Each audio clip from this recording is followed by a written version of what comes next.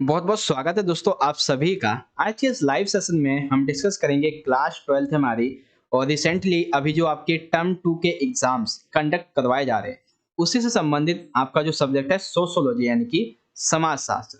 तो इसका एक हम क्वेश्चन पेपर देखेंगे विद सॉल्यूशन के साथ में, और ये मैं आपको हिंदी में भी अच्छे से समझाऊंगा और जो इंग्लिश मीडियम के बच्चे उनके लिए एक सेंटेंस फॉर्मेशन आपको प्रोवाइड करवा दूंगा। और एक स्पेशल बात वो ये कि ऐसे ही आपके 3 से 4 और भी क्वेश्चन पेपर यानी कि टोटल अराउंड हम बात कर लें तो 5 क्वेश्चन पेपर आपके विद सॉल्यूशन ऐसे करवाए जाएंगे। तो आने वाली जो वीडियोस है उनको पूरा देखें, अच्छे से देखें, ताकि आपको सारी चीजें अच्छे से समझ में आ सकें। पेपर पैटर्न देख लेते हैं। तो टाइमिंग 2 घंटे की होगी, मैक्सिमम मार्क्स आपके 40 रहेंगे। ठीक है, देखो जो आपका फर्स्ट फ्रंट पेज जो होगा क्वेश्चन पेपर का, उसमें टॉप पे होगा आपका सेट 1 2 3 4 इस तरीके से होगा जो आपको मिलेगा। सीरीज आपकी कुछ भी हो सकती है, हमेशा चेंज होती रहती है। कोड आपका 62 होगा और यहाँ पे आपका जो रोल नंबर है क्वेश्चन पेपर पे आपको लिखना है।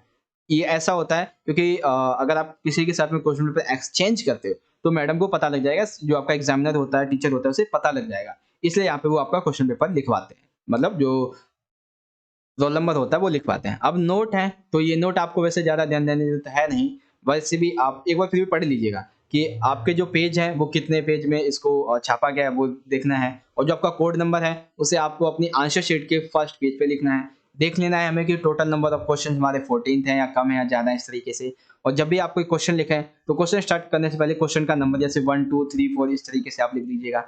और एक मोस्ट इंपॉर्टेंट थिंग कि आपका एग्जाम होता है 10:30 पर स्टार्ट। तो आपको क्या करना है, मतलब कि जो आपका एग्जामिनर होता है जो कंडक्ट करवा रहा होता है एग्जाम, वो आपको 10:15 पर यानी कि आपके एग्जाम के ठीक 15 मिनट पहले आपको पेपर दे देगा, ताकि आप उसे अच्छे से पढ़ें, उसको एनालाइज करें। और इस दौरान आप लिखेंगे कुछ नहीं, बस आपको उसे पढ़ना है, याद रखिएगा। ठीक है, अब इसके कुछ सामान्य निर्देश जो है वो आपको पता होंगे कि क्वेश्चन को जो टोटल नंबर ऑफ क्वेश्चन है वो हमारे 14 होंगे। सेक्शन ए जो है खंड का जो है, इसमें आपकी प्रश्न संख्या 1 से 2 ये 1 अंक का होगा स्रोत आधारित। खंड ख जो है इसमें आपके जो है टोटल 7 प्रश्न होंगे और ये होंगे आपके 2 अंक के question number 3rd 4th 5th 6th 7th 8th and 9th। Section number C यानी कि खंड ग इसमें आपके 3 प्रश्न होंगे 4 अंक के। खंड घ इसमें आपके 2 प्रश्न होंगे 6 अंक के, इस तरीके से। ये सारी चीजें तो आप सभी को ही पता होंगी यहाँ पे, जो अगर आपने अपना सैंपल पेपर देखा हुआ है। तो चलिए स्टार्ट करते हैं क्वेश्चन पेपर को। तो खंड का है यानी कि सेक्शन ए है हमारा। क्वेश्चन नंबर फर्स्ट है स्रोत आधारित। स्रोत का टॉपिक है दक्षिण एशियाई औपनिवेशिक शहर का मॉडल। ठीक है, मार्क्स है ए। देखो पढ़ते हैं इसको। यूरोपीय शहर में विशाल बंगले, सुंदर अपार्टमेंट हाउस, नियोजित सड़कें, सड़क के दोनों ओर पेड़, दोपहर और शाम के मिलन के लिए मिलन समारोह के लिए क्लब, खुले स्थान के लिए आरक्षित है। रेस और गोल्फ कोर्स जैसी पश्चिमी मनोरंजक सुविधाएं, फुटबॉल और क्रिकेट, जब घरेलू पानी की आपूर्ति, बिजली के कनेक्शन और सीवेज लिंक उपलब्ध थे या तकनीकी रूप से संभव थे, तो यूरोपीय शहर के निवासियों ने उनका पूरा उपयोग किया, जबकि उनका उपयोग मूल शहर तक ही सीमित था। ठीक है, तो यहाँ पे यूरोपीय शहरों के बारे में बात की गई है। अब देखो यहाँ पे क्वेश्चन क्या है कि क्या दक्षिण एशियाई औपनिवेशिक शहर का मॉडल मूल निवासियों की जरूरतों को पूरा करता था? अपने उत्तर के लिए कारण बताओ। तो बिल्कुल भी पूरा नहीं करता था। क्यों नहीं करता था? क्योंकि देखो जो हमारा स्रोत है वो किसके संबंध में है? यूरोपीय संबंध में है। ठीक है ना, किसके संबंध में है? यूरोपीय संबंध में। और क्वेश्चन क्या पूछा गया है? दक्षिण एशियाई औपनिवेशिक शहरों के बारे में। ठीक है, तो सिंपल सी बात है, नहीं होगा इसका आंसर। और आपको आगे लिखने की जरूरत है नहीं, अगर आप लिखना चाहें तो लिख सकते हैं कि जब घरेलू पानी की आपूर्ति, बिजली के कनेक्शन, सीवरेज लिंक उपलब्ध थे या तकनीकी रूप से संभव थे, तो यूरोपीय शहर के मूल निवासी इनका उपयोग कर सकते थे, जबकि ये सिर्फ मूल शहरी तक सीमित है। ये और आप चाहे तो इसका आंसर एक वर्ड में भी लिख सकते हैं। ठीक है ना, लेकिन यहाँ पे क्या पूछा गया? कारण बताना है। हाँ, तो आपको पूरा लिखना पड़ेगा। कारण पूछा गया है, पूरा लिखना पड़ेगा। क्वेश्चन नंबर फर्स्ट इंग्लिश में, a model of south Asian कॉलोनिकल city. Question number आपका ये है और आंसर इस तरीके से 2 में आप इसका आंसर लिख देंगे। तो चीज आपको समझ में आ गई इस क्वेश्चन का आंसर। सेकंड क्वेश्चन देखो, यहाँ पे क्वेश्चन नंबर सेकंड है, कुमुदताई की संस्कृत में यात्रा स्कूल में उनके शिक्षक गोखले गुरुजी के साथ बड़ी दिलचस्पी और उत्सुकता के साथ शुरू हुई। विश्वविद्यालय विभाग के प्रमुख एक प्रसिद्ध विद्वान थे। उन्होंने कुमुदताई को ताना मारने में बहुत आनंद लिया। प्रतिकूल टिप्पणियों के बावजूद उन्होंने अपनी परास्नातक को सफलतापूर्वक पूरा किया संस्कृत भाषा में। और स्रोत आपका ये क्वेश्चन है कि क्या आपको लगता है कि सांस्कृतिकरण एक जेंडर प्रक्रिया है? अपने उत्तर के लिए कारण बताओ। यानी कि सांस्कृतिकरण जो है वो एक जेंडर प्रक्रिया है। अगर है तो कैसे, नहीं है तो कैसे, ये आपको समझाना है। तो हाँ, ये जेंडर प्रक्रिया है, क्योंकि उन्होंने ये महसूस किया कि संस्कृत का अध्ययन करने से संस्कृत का अध्ययन उसे एक ऐसे क्षेत्र में प्रवेश दिला सकता है। ठीक है, कई क्षेत्र ऐसे होते हैं जहाँ पे लिंग के आधार पे, जाति के आधार पे प्रवेश करना संभव नहीं है। तो संस्कृत का ज्ञान उसे ऐसे क्षेत्र में प्रवेश करवा सकता है। तो हम ये कह सकते हैं कि सांस्कृतिकरण एक जेंडर प्रक्रिया होती है। जैसे-जैसे वह अपनी पढ़ाई के साथ आगे बढ़ती गई, उसे आश्चर्य से लेकर यानी कि बहुत सारे आश्चर्यों का, लोगों के साथ शत्रुता का, सुरक्षा का, स्वीकृति का, अस्वीकृति का, ऐसी सारी बहुत सारी प्रतिक्रियाओं का सामना करना पड़ा था। तो इस तरीके से आप इसका आंसर लिख देंगे। सेकंड कंप्लीट हो गया। इसका भी आंसर देखना चाहे तो इंग्लिश में देख सकते हैं। क्वेश्चन नंबर सेकंड है और ये आपका क्वेश्चन दिया हुआ है और आपको इसका आंसर यस में इस तरीके से लिखना है। अब आ जाते हैं अपने अगले सेक्शन पे। सेक्शन नंबर है हमारा बी, यानी कि खंड है हमारा ख। अब इसमें देखो क्वेश्चन क्या है। क्वेश्चन नंबर थर्ड है कि नई तकनीक के कारण कृषि उत्पादकता में तेजी से वृद्धि हुई। ठीक है, भारत कई दशकों में पहली बार खाद्यान्न क्षेत्र में आत्मनिर्भर बनने में सक्षम हुआ। बिल्कुल ठीक है। यह मुख्य रूप से मध्यम और बड़े किसान थे जो नई तकनीकी से लाभान्वित हुए थे। अब देखो क्वेश्चन का आंसर इसी में छिपा हुआ है। जैसे निर्वाह कृषि, तो ये आप सभी को पता होगा, वे किसान जो सिर्फ अपने लिए ही उत्पादन करते हैं, यानी कि जब कृषक मुख्य रूप से अपने लिए उत्पादन करता है, अपने खाने पीने के लिए, अपनी जरूरतों के लिए उत्पादन करता है, तो उसे निर्वाह कृषि कहते हैं, यानी कि वो बाजार के लिए उत्पादन नहीं करता है। ठीक है, फिर है कि हरित क्रांति और कृषि के व्यवसायीकरण से सबसे अधिक लाभान्वित कौन हुए? तो सिंपल सी बात है, छोटे बड़े किसान। तो ये किसान ही थे जो बाजार के लिए अधिशेष उत्पादन करने में सक्षम थे। हरित क्रांति और उसके बाद कृषि क्रांति के व्यवसायीकरण से सबसे अधिक लाभ प्राप्त करने में ये सक्षम हुए थे। इस तरीके से आप इसका आंसर लिख देंगे। ठीक है, 2 मार्क्स कंप्लीट हो गए। अब इसी को आपको अगर इंग्लिश में देखना है तो देख सकते हैं। फर्स्ट क्वेश्चन ये है आपका, सेकंड ये है, फर्स्ट का आंसर ये है, सेकंड का आंसर ये दे रखा है। तो इस तरीके से आपको ये चीज अच्छे समझ में आ गई होगी। अब देखते हैं क्वेश्चन नंबर फोर्थ। फोर्थ है हमारा 1970 के दशक के मध्य में भारत में महिला आंदोलन का नवीनीकरण हुआ, जिसे भारतीय महिला आंदोलन का दूसरा चरण कहा गया।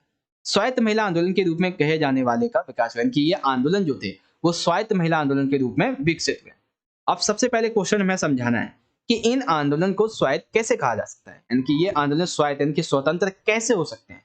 तो देखो, स्वतंत्र शब्द से ही संबंधित होता है कि ये स्वतंत्र थे, यानी कि ये जो आंदोलन थे वो किसी भी राजनीतिक दल, किसी भी एक संगठन का जो उस पर दबाव था, ऐसा उन पर कोई भी दबाव नहीं था, वो पूरी तरीके से स्वतंत्र थे। ठीक है, सेकंड क्वेश्चन क्या है कि स्वायत्त यानी कि स्वतंत्रता महिला आंदोलन में देखे गए किसी एक वैचारिक परिवर्तन के बारे में लिखी, यानी कि जो विचार थे लोगों के, ठीक है, उनमें किस तरीके से परिवर्तन लाने के लिए आंदोलन किए गए उसको समझाना है। तो ये माना क्या कि जहां सभी महिलाएं किसी ना किसी तरह से पुरुषों की तुलना में वंचित हैं, यानी कि एक तरीके से कह सकते हैं वहां पे पुरुष और महिलाएं वहां पे वंचित हैं, यानी कि उनके साथ भेदभाव किया जाता है, तो वहीं सभी महिलाएं समान इस तरह भेदभाव का शिकार नहीं होती हैं। यानी कि ऐसा नहीं है कि जहाँ पे महिलाओं के साथ में जो है महिला पुरुष में अंतर देखा जाता है वहां पे ही भेदभाव नहीं है, बल्कि भेदभाव बहुत जगह फैला हुआ है। तो इस भेदभाव को हमें खत्म करने के लिए इस आंदोलन को स्वतंत्रता पूर्वक हमें अंजाम देना पड़ेगा। तो इस तरीके से आप इसका आंसर लिख देंगे। ठीक है, फोर्थ आपको समझ में आ गया। अब फोर्थ को आपको इंग्लिश में समझना है तो देख सकते हैं यहाँ पे फर्स्ट क्वेश्चन आपका ये, सेकंड ये है और फर्स्ट का आंसर सेकंड का आंसर। ठीक है, चलो क्वेश्चन नंबर फिफ्थ देखते हैं। फिफ्थ हमारा कर्मचारी के साथ कंपनी के लिए जस्ट इन टाइम, यानी कि ऑन द टाइम में जस्ट इन टाइम, टाइम पे ही करना, इसकी आपको तुलना करनी है। कर्मचारी के लिए कैसा होता है, कंपनी के लिए कैसा होता है। तो देखो कंपनी के लिए काफी अच्छा होता है, यानी कि सही समय पर कंपनी की जो लागत होती है वो कम होती है और कंपनी को मुनाफा ज्यादा मिलता है, तो ये उनके लिए सही है। लेकिन जो कर्मचारी होते हैं उनके लिए काफी खराब है। क्यों? क्योंकि वो तनाव में रहते हैं। क्यों रहते हैं तनाव में? क्योंकि उन्हें जो टारगेट दिया जाता है, ठीक है, वो उस तक नहीं पहुंच पाते हैं, उनके लक्ष्य में देरी हो जाती है और अगर वो काम पे पहुंचने में देर हो जाती है तो उन्हें थकान हो जाती है और वो काम अच्छे से नहीं कर पाते। तो कर्मचारी के लिए, कंपनी के लिए जस्ट इन टाइम प्रोसेस जो है वो थोड़ा सा यहाँ पे निगेटिव भी है और पॉजिटिव भी है, दोनों चीजें। तो क्वेश्चन फिफ्थ का आंसर आप इस तरीके से लिख देंगे। अब देखो क्वेश्चन नंबर 6 क्या है कि क्या हम भारतीय संदर्भ में पुराने और नए सामाजिक आंदोलनों के बीच में अंतर को लागू कर सकते हैं, यानी कि जो नए सामाजिक आंदोलन है और जो पुराने सामाजिक आंदोलन उसमें अंतर कर सकते हैं। तो लिखेंगे आंसर बिल्कुल भी नहीं कर सकते।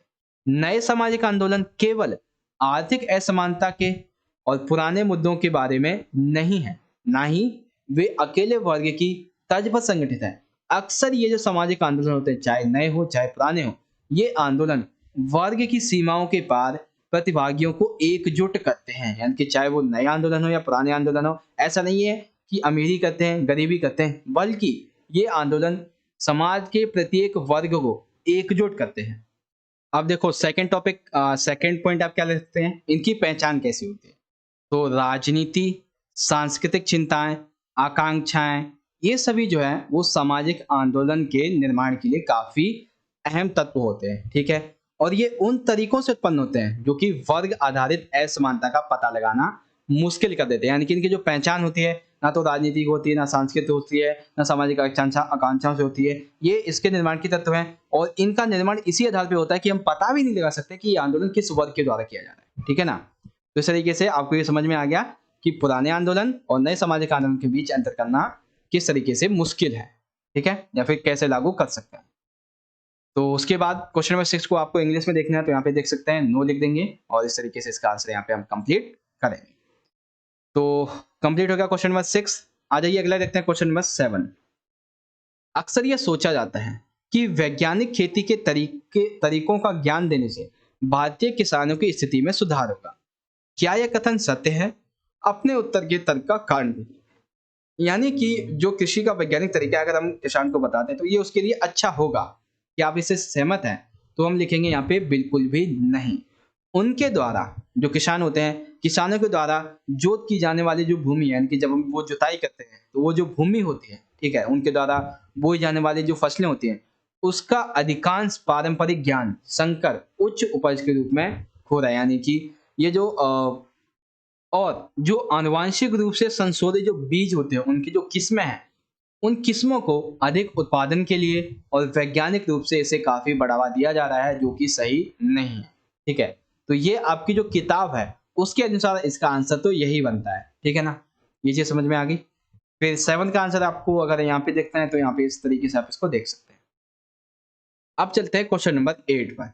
8 है हमारा, संगठित और असंगठित क्षेत्र के बीच में अंतर स्पष्ट कीजिए, ठीक है। तो सबसे पहले संगठित क्षेत्र, तो पूरे वर्ष में 10 या अधिक लोगों को रोजगार देने वाली सभी इकाइयों से मिलकर बनता है। यानी कि संगठित क्षेत्र कौन सा है? वो क्षेत्र जहां पर पूरे वर्ष में 10 या उससे अधिक लोगों को रोजगार दी जाए, ठीक है। सेकंड क्या लिखेंगे कि यह सुनिश्चित करने के लिए सरकार के साथ पंजीकृत है कि उनके कर्मचारियों को उचित वेतन मिले। यानी कि ये देखने के लिए कि एक संगठन बनाया गया है, ठीक है। उस संगठन में जो लोग हैं वो पंजीकृत होने चाहिए सरकार में, और सरकार जो है वो इन कर्मचारियों को उचित वेतन भी देगी। तो ये क्या है? संगठित क्षेत्र। असंगठित, तो व्यक्तिगत संबंध संगठित क्षेत्र के विपरीत काम के कई पहलुओं को निर्धारित करते हैं, जिसमें अच्छी तरह से परिभाषित नियम होते हैं। यानी कि देखो, संगठित क्षेत्र से अलग होता है असंगठित क्षेत्र, जिसमें क्या होता है कि काम के बहुत सारे पहलू होते हैं और इनके नियम अच्छी तरीके से परिभाषित होते हैं। ये इकाइयों को सरकार के साथ पंजीकृत होने की इन्हें आवश्यकता नहीं होती है। तो यानी कि देखो, सिंपल सा डिफरेंस आप यहाँ क्या रखेंगे? संगठित क्षेत्र जो सरकार के संबंध में है, असंगठित क्षेत्र जो सरकार के संबंध में नहीं है, इस तरीके से, ठीक है ना। अब देखो सेकंड क्या है इसमें, आईटी। क्या क्या है? आईटी। इस क्षेत्र में लंबे समय तक काम करने के सामाजिक परिणाम क्या होते हैं? तो देखो, अगर पति पत्नी दोनों ही आईटी में काम करते हैं तो उन्हें अपने बच्चों को शिशु गृह में रखना पड़ता है। संयुक्त परिवार जो माना जाता है कि औद्योगिकरण के साथ गायब हो गया था, लगता है बच्चों की मदद के लिए दादा दादी के रूप में फिर से उभरा हुआ है, ठीक है। तो आईटी में काम करने के ये जो सामाजिक परिणाम है वो यहाँ पे आपको देखने को मिलेंगे, ठीक है। क्वेश्चन नंबर 7 समझ में 8 समझ में आ गया। और इसी तरीके से आपका ये जो इंग्लिश में दिया हुआ है, इस तरीके से आप इसे देख सकते हैं आंसर, ठीक है। फर्स्ट सेकंड, उसके बाद ये वाला आंसर। क्वेश्चन नंबर 9 की बात करते हैं। क्वेश्चन नंबर 9 है हमारा, एक औद्योगिक समाज में श्रम अधिक मुक्त होता है कैसे? यानी कि एक औद्योगिक जो समाज होता है इसमें श्रम एक तरीके से अधिक मुक्त कैसे होता है? तो एक ठेकेदार प्रणाली के माध्यम से आकस्मिक औद्योगिक कार्य में जाने से श्रम, जब वे अभी भी कर्ज में होते हैं तो वे ठेकेदार के लिए अन्य सामाजिक दायित्वों से बंधे नहीं होते। यानी कि एक तरीके से ये देखा गया है कि एक ठेकेदार प्रणाली के माध्यम से जो व्यक्ति होते हैं वो क्या करते हैं? उद्योगों में काम करने जाते हैं, ठीक है। तब क्या होता है कि अगर वो कर्ज में है तब तो वो क्या करता है कि उस ठेकेदार के अंडर में रहकर काम करते हैं और वो किसी भी सामाजिक दायित्व से बंधे नहीं होते हैं। लेकिन अगर व्यक्ति चाहे तो वो इस ठेकेदार की जो प्रणाली है उससे बाहर निकल सकता है, उस अनुबंध को तोड़ सकता है और किसी दूसरे नियोक्ता को ढूंढ सकता है। ये उसकी फ्रीडम है, लिबर्टी है। 9th आपको समझ में आ गया। तो इस तरीके से हमारा जो सेक्शन नंबर बी था, ठीक है, खंड ख जो था वो हमारा यहाँ पे खत्म हो जाता है। एंड आई होप कि आपको सारी चीजें बड़े अच्छे तरीके से यहाँ पे समझ में आई होंगी। चलिए अब देखते हैं सेक्शन नंबर सी यानी कि खंड नंबर ग। यहाँ पे बेसिकली हमारे जो प्रश्न है वो है 4 मार्क्स के 3 प्रश्न। पहला प्रश्न है, पश्चिम में औद्योगिकरण की तुलना अनुभव की तुलना भारतीय अनुभव से करें, यानी कि पश्चिम में जो औद्योगिकरण का अनुभव है उसकी तुलना भारतीय अनुभव से आपको करनी है। देखते हैं भाई कैसे करेंगे। तो देखो सबसे पहले वही लाइन लिख देंगे कि पश्चिम में औद्योगिकरण के अनुभव की तुलना भारतीय अनुभव से निम्नलिखित है, इस तरीके। पहला पॉइंट ये देखो, ये आपके पॉइंट्स हैं। इसमें पहला पॉइंट क्या है कि ब्रिटेन के विपरीत जहां औद्योगिकरण के प्रभाव के कारण अधिक लोग शहरी क्षेत्रों में चले गए, भारत में उसी ब्रिटिश औद्योगिकरण के प्रारंभिक प्रभाव ने अधिक लोगों को कृषि से स्थानांतरित कर दिया। यानी कि जो लोग थे ब्रिटेन में, क्या हुआ था कि लोग जो थे वो शहरों में चले गए, ठीक है, और सेम चीज क्या हुई भारत में हुई कि लोग जो थे कृषि छोड़कर शहरों में जाने लगे थे, ठीक है। जिस तरह से ब्रिटेन में विनिर्माण में तेजी आई, उसी तरह से भारत जो था इसमें कपास और रेशम के पारंपरिक निर्यात में मैनचेस्टर की प्रतिस्पर्धा के कारण गिरावट आई। इस अवधि में सूरत, मछलीपट्टनम जैसे कई शहर जो थे उनमें जो कपास रेशम था इसकी गिरावट देखने को मिली थी। जब अंग्रेजों ने भारतीय राज्यों पर कब्जा कर लिया तो तंजावुर, ढाका, मुर्शिदाबाद ऐसे कई शहर थे जहाँ पे कुछ कारीगर और दरबारी सज्जनों ने अपने दरबार भी खो दिए। यानी कि उनके कब्जे की वजह से इन शहर के लोगों ने, कारीगरों ने, दरबारी सज्जनों दरबार खो दिए थे। पश्चिम में औद्योगिकरण के साथ पश्चिमी मध्य वर्ग का भी विकास हुआ। हालांकि भारत में एक वास्तविक मध्यम वर्ग नहीं बन सका था। हम ये अच्छी तरह से जानते हैं कि जमींदार जो था वो जमीन में परजीवी बन जाते थे और स्नातक नौकरी के शिकार हो जाते हैं। कि जमींदार जो थे वो जमीन को हड़प लेते थे, अपने मिला लेते, और जो लोग पढ़े लिखे थे वो उन्हें भी नौकरी नहीं मिलती थी और वे भी क्या कहते हैं कि बेरोजगारी के शिकार हो जाते थे। तो एक तरीके से हम कह सकते हैं कि पश्चिमी औद्योगिकरण और भारतीय औद्योगिकरण में बहुत सारा डिफरेंस हमें देखने को मिला है, ठीक है। पश्चिम में क्या हुआ, ब्रिटेन में क्या हुआ कि लोग शहरों में चले गए और भारत में कृषि ही बंद हो गई, एक तरीके से खत्म हो गए। कृषि क्षेत्र जो थे वहां पे उद्योग लगाए गए। विनिर्माण में तेजी आई थी ब्रिटेन में, लेकिन भारत में कपास और रेशम जो था इसमें गिरावट आ गई। जब अंग्रेजों ने कब्जा कर लिया तो भारत में जो ये शहर थे तंजावुर, ढाका, मुर्शिदाबाद, यहाँ के कई शहरों के कारीगर, दरबारी सज्जनों ने अपने दरबार भी खो दिए थे। पश्चिम में एक मध्यम वर्ग का उदय हुआ, लेकिन भारत में ऐसा कुछ नहीं था, ठीक है ना। तो 10 आपका आंसर इस तरीके से आप इसे लिख देंगे। सारी चीजें अच्छे समझ में आ रही होंगी आप सभी को। क्वेश्चन नंबर 10 समझ में आ गया और इसके सारे पॉइंट्स इंग्लिश में देखने हैं तो देख सकते हैं। Compare the experience of industrialisation in west with that of Indian experience. तो first point, second point, third and the last point, इस तरीके आप इसे एक्सप्लेन कर देंगे। अब देखो 11th में आपके 2 क्वेश्चन है। पहला है कि आधुनिकता की परिघटना को स्पष्ट कीजिए। ये आधुनिकता की कौन कौन सी परिघटनाएं होती हैं। तो देखो आधुनिकता की बहुत सारी परिघटनाएं। पहली परिघटना है कि आधुनिकता मानती है कि स्थानीय संबंध और संकीर्ण दृष्टिकोण सार्वभौमिक प्रतिबंधियों और महानगरीय दृष्टिकोण के मार्ग को प्रशस्त करते हैं। आधुनिकता यह उपयोगिता, गणना और विज्ञान के सत्य भावनाओं, पवित्र और गैर तर्क संगत की तुलना में पूर्वता लाते हैं। समूह के बजाय व्यक्ति, समाज और राजनीति को ये प्राथमिकता देते हैं। साथ ही साथ ये जिन संघों में पुरुष रहते हैं और काम करते हैं वे जन्म पर नहीं आधारित होते हैं, ठीक है। उसके बाद भाग्यवाद के बजाय यह महारत, भौतिक और मानव पर्यावरण के प्रति उनके दृष्टिकोण को उन्मुख करते हैं। यानी कि भाग्य पे नहीं, बल्कि उन्होंने जो अपना उनके अंदर जो महाभारत है, मतलब महाभारत कह रहा हूँ, जो उन्होंने महारत हासिल कर रखी, जिस चीज में उनको अच्छे से एक्सपीरियंस है, वो काम कर लेते हैं। तो ये जो है उनके पर्यावरण के प्रति दृष्टिकोण को उन्मुख करती है।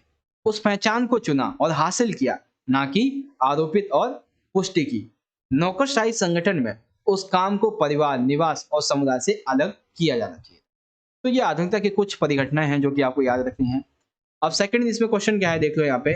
19वीं शताब्दी के सुधार ने पूछताछ, पुनर्व्याख्या और बौद्धिक और सामाजिक विकास दोनों की अवधि शुरू की। उपयुक्त उदाहरणों का प्रयोग करते हुए दिए गए कथन की पुष्टि की है। ठीक है भाई, देखते हैं कैसे पुष्टि करेंगे। तो यहाँ पे देखो इस तरीके से आप इसका आंसर लिखेंगे। सबसे पहले तो वही लाइन लिख दी आपने सेम टू सेम इस तरीके से। अब पॉइंट लिखेंगे। पॉइंट क्या है पहला, कि महिला शिक्षा के प्रचार पर गहन बहस हुई।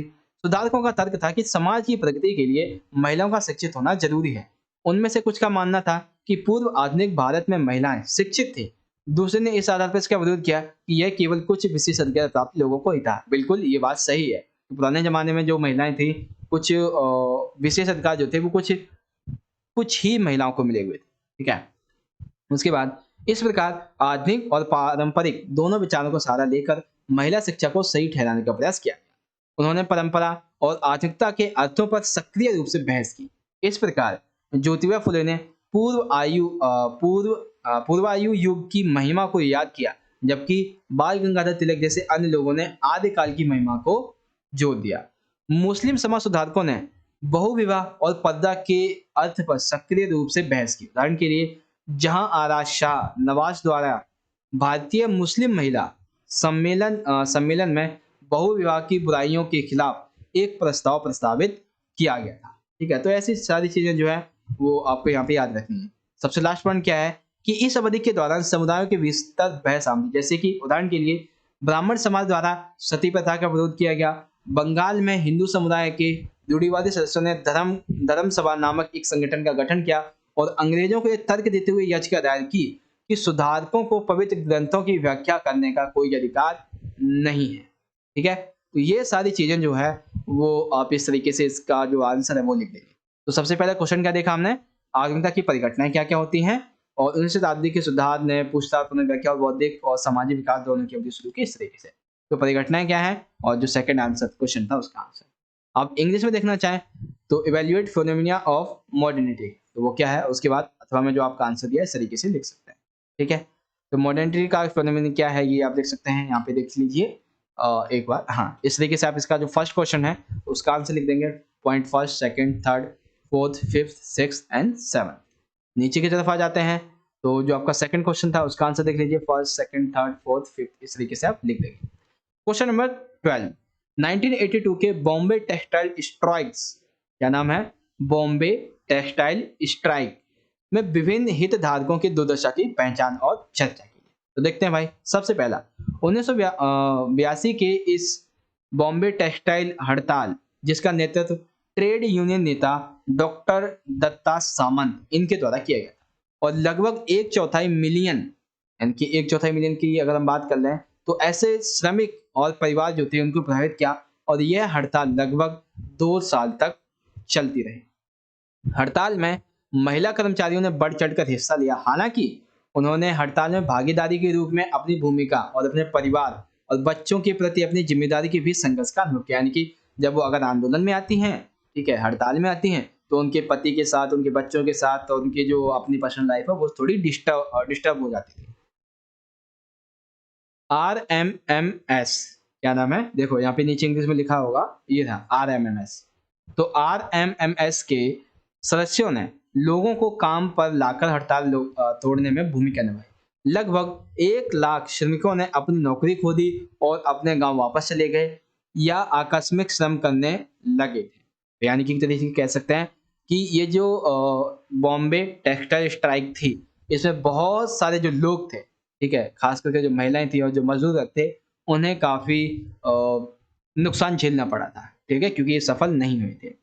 उसके बाद इंग्लिश में देखना चाहें इसके क्वेश्चन को तो इस तरीके से आप इसका आंसर लिख सकते हैं, और सारी चीजें आपको अच्छे से समझा दी गई हैं। अब आता है सेक्शन नंबर डी, यानी कि खंड नंबर 11। तो 6 मार्क्स के इसमें 2 प्रश्न है। पहला प्रश्न है कि झारखंड भारत के नवगठित राज्यों में से एक है। बिल्कुल है, जिसे वर्ष 2000 में दक्षिण बिहार से अलग किया गया था। बिल्कुल ठीक। उस सामाजिक आंदोलन का वर्णन करें जिसके कारण इस राज्य का निर्माण हुआ। यानी कि हमें यह बताना है कि बिहार से झारखंड 2000 में अलग किस तरीके से हुआ, वो आंदोलन कौन सा। ठीक है, तो फर्स्ट पॉइंट लिखेंगे कि झारखंड के लिए सामाजिक आंदोलनों में एक आदिवासी थे जिसका नाम था बिरसा मुंडा। ये करिश्माई नेता थे। इन्होंने अंग्रेजों के खिलाफ एक बड़े विद्रोह का नेतृत्व किया। साक्षर आदिवासियों यानी कि जो पढ़े लिखे थे, उन आदिवासियों ने अपने इतिहास और मिथकों के बारे में शोध करना और लिखना शुरू किया। उन्होंने जनजातीय रीति रिवाजों और सांस्कृतिक प्रथाओं के बारे में प्रचारित जानकारी के दस्तावेजीकरण किया और ये देखा कि एकीकृत जातीय चेतना और झारखंडियों के रूप में एक साझा पहचान बनाने में मदद की। यानी कि एक तरीके से जो लोग थे उनको संगठित करने की इन्होंने ठान ली थी इस तरीके से। साक्षर आदिवासी भी सरकारी नौकरी पाने की स्थिति में थे, लेकिन उन्हें वो जो नौकरी थी वो नहीं दी जाती थी, ताकि समय के साथ जो थे वो एक मध्यम वर्गीय आदिवासी बौद्धिक नेतृत्व उभरे जिसने एक अलग राज्य की मांग तैयार कर दी और भारत और विदेश इसके लिए पैरवी की। यानी कि ये कहा कि हमें जो है वो हमें एक अलग राज्य चाहिए इस तरीके से। दक्षिण बिहार के भीतर आदिवासियों ने डिकस प्रवासी व्यापारियों और साहूकारियों के प्रति एक समान घृणा साझा की। यानी कि समान जो घृणा थी वो साझा की और इस क्षेत्र में बस गए और मूल निवासियों को गरीब करते हुए इसकी संपत्ति हड़पते चले गए। हाशिए पर रहने के आदिवासी अनुभव और उनके अन्याय की भावना को एक साझा झारखंडी पहचान बनाने और सामूहिकता कार्रवाई को प्रेरित करने के लिए प्रेरित किया गया, जिससे अंततः एक अलग राज्य का गठन हुआ। जिन मुद्दों के खिलाफ झारखंड में आंदोलन के नेताओं ने आंदोलन किया, इनके आंदोलन के जो नेता थे उन्होंने आंदोलन किया, जिस वजह से वे बड़ी सिंचाई परियोजनाएं और फायरिंग रेंज के लिए भूमि का अधिग्रहण, सर्वेक्षण और बंदोबस्त संचालन जो रुके हुए थे, शिविरों को बंद कर लिया गया था आदि, ऋणों का संग्रह, किराया और सहकारी बकाया जिनका विरोध किया गया था और वन उपराष्ट्रीयकरण जिनका उन्होंने बहिष्कार किया था। तो ये कुछ मुद्दे थे जिसकी वजह से ये आंदोलन किए गए थे और ये राज्य अलग हुआ था। ठीक है।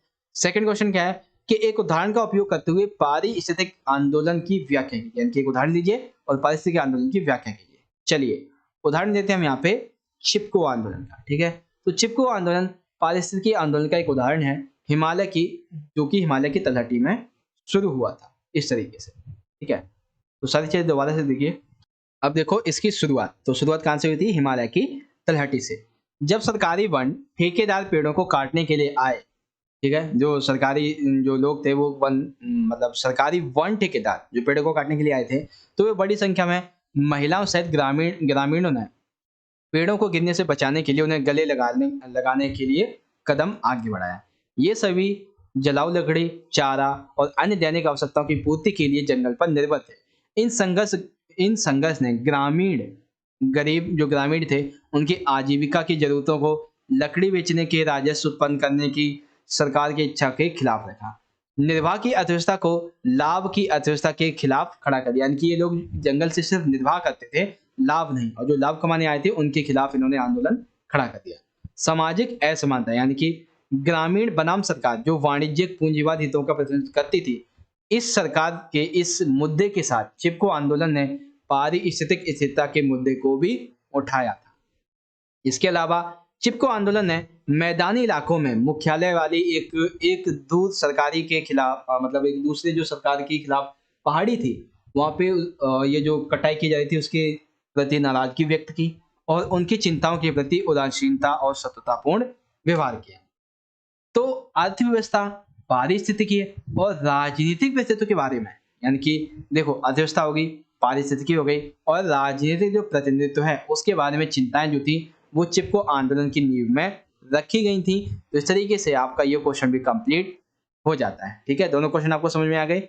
बिहार से झारखंड अलग हुआ था, कौन सा आंदोलन था, और एक पारिस्थितिक आंदोलन क्या था, इस तरीके से। तो क्वेश्चन नंबर 12 को अगर आपको 13 जो है इसको आपको इंग्लिश में देखना है तो देख सकते हैं कि Jharkhand is one of the newly formed state of India craved out of south Bihar in the year 2000. Describe the social movement that lead to creation of this state. अथवा में है using an example explain an ecological movement. किसी एक को आपको समझाना है इस तरीके से। तो इन दोनों में से दोनों के आंसर यहाँ पे देख सकते हैं। फर्स्ट का आपको इंग्लिश में पूरा आंसर देखना है तो यहाँ से देख लीजिए और यहाँ पे कंप्लीट हो जाएगा। सेकंड चिपको आंदोलन का पूरा आंसर देखना है तो आप यहाँ पे इससे देख सकते हैं इस तरीके से। ठीक है, अब आता है हमारा सबसे आखिरी प्रश्न। सबसे आखिरी प्रश्न है श्रम के संचालन और कृषि श्रम शक्ति के नारीकरण के बीच संबंध को दर्शाए। यानी कि देखो, श्रम का संचालन हो गया, कृषि श्रम शक्ति हो गया, इसमें नारीकरण का क्या संबंध है, हमें ये समझाना है। तो देखो सारे पॉइंट एक बार में तो नहीं आएंगे, चलो फिर भी कोशिश करते हैं। हाँ, पहला पॉइंट देखो कि जैसे जैसे मजदूर या काश्तकार या जमींदारों के बीच संरक्षण के पारंपरिक बंधन जो थे वो टूटते गए, और जैसे जैसे पंजाब जैसे समृद्ध हरित क्रांति क्षेत्रों में जो कृषि श्रमिकों की मौसमी मांग जो थी वो बढ़ी, और मौसमी प्रवास का एक पैटर्न उभरा जिसमें हजारों श्रमिक अपने घरों के बीच घूमते थे। गांव थे वो और अधिक समृद्ध हो रहे थे, जहाँ पे श्रम और उच्च मजदूरी की अधिक मांग हो रही थी। यानी कि एक तरीके से कृषि क्रांति से सभी जगह खुशहाली थी, ऐसी चीज बताई। प्रवासी श्रमिक मुख्य रूप से सूखाग्रस्त और कम उत्पादक क्षेत्रों से आते हैं। यानी कि ऐसे क्षेत्र जहाँ पे कृषि क्रांति पहले से ही थी, तो वहां पे लोग कहाँ से आते थे, सूखाग्रस्त या फिर कम उत्पादक क्षेत्रों से। और वे पंजाब और हरियाणा में खेतों पर या फिर यूपी में ईंट या फिर भट्टे, या फिर नई दिल्ली में या बेंगलोर जैसे शहरों में निर्माण स्थलों पर काम किया करते थे। अमीर किसान अक्सर स्थानीय मजदूर वर्ग के बजाय ज्यादा कटाई और अन्य ऐसे गहन कार्यों के लिए प्रवासी श्रमिकों को नियुक्त करना पसंद करते थे। क्यों? क्योंकि प्रवासियों का अधिक आसानी से शोषण किया जा सकता था और उन्हें कम मजदूरी का भुगतान किया, यानी कि वो स्थानीय लोगों की जगह प्रवासियों को अपने काम पे रखा करते थे। ठीक है, उसके बाद यहाँ पे और आगे देख सकते हैं कि इस वरीयता ने कुछ क्षेत्रों में एक अजीबोगरीब पैटर्न का निर्माण किया, जहाँ पे स्थानीय भूमिहीन मजदूर जो था वो चरम कृषि मौसम के दौरान काम की तलाश में घर के गांव से बाहर निकले, जबकि जो प्रवासी श्रमिक थे वो स्थानीय खेतों पर काम करने के लिए अन्य क्षेत्रों से लाए जाते थे। यानी कि जब आपको पता है कि हमारे खेत में दूसरा जो बंदा है वो कम पैसे में काम करेगा, तो हम अपने आसपास के बंदे को क्यों लेंगे, हम दूसरे मंगा लेंगे। इस तरीके से है। श्रम के बड़े पैमाने पर संचालन का ग्रामीण समाज पर प्राप्त करने वाले आपूर्ति करने वाले क्षेत्रों में कई महत्वपूर्ण प्रभाव भी पड़े थे। उदाहरण के लिए गरीब क्षेत्रों में जहां परिवार के पुरुष सदस्य अपने गांवों को बाहर काम करने में अधिक समय व्यतीत करते थे, खेती मुख्य रूप से एक महिला का कार्य बन गई थी। महिलाएं भी कृषि श्रम के मुख्य स्रोत के रूप में उभर रही थी, जिससे कृषि श्रम शक्ति का नारीकरण हो रहा था। तो इस तरीके से आप क्वेश्चन नंबर 14 का आंसर लिख देंगे। ठीक है, सारी चीजें आपको समझ में आ गई।